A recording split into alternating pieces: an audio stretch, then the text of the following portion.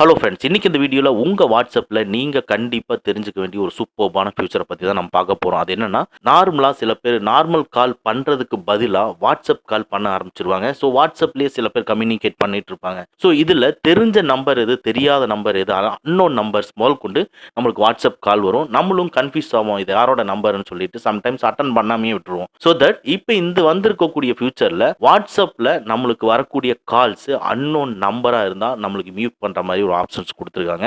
அதை எப்படி எனேபிள் பண்றதுங்கிறத நம்ம பார்க்க போறோம். ஜஸ்ட் உங்க வாட்ஸ்அப்பை ஓபன் பண்ணிக்கங்க. இதுல டாப்ல இருக்கிற 3 டாட்ஸை கிளிக் பண்ணி செட்டிங்ஸை கிளிக் பண்ணிக்கங்க. இதுக்குள்ள பிரைவசியை கிளிக் பண்ணிக்கங்க. பிரைவசியில லைட்டா கீழே போனீங்கன்னா கால்ஸ் இருக்கும். கால்ஸை கிளிக் பண்ணீங்கன்னா சைலன்ஸ் அன்னோன் காலர்ஸ் அப்படின்ட்டு இருக்கும். அது டிசேபிள் இருக்கும், எனேபிள் பண்ணிக்கங்க.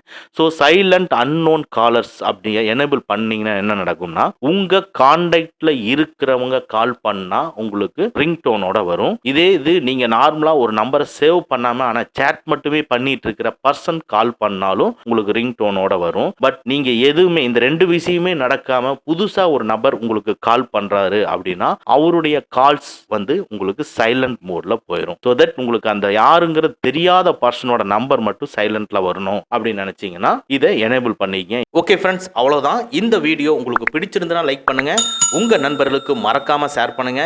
இந்த மாதிரி டெக்னிக்கலான விஷயங்களை நீங்க தெரிஞ்சுக்கணும்னா நம்ம சேனலை மறக்காம சப்ஸ்கிரைப் பண்ணிக்கங்க.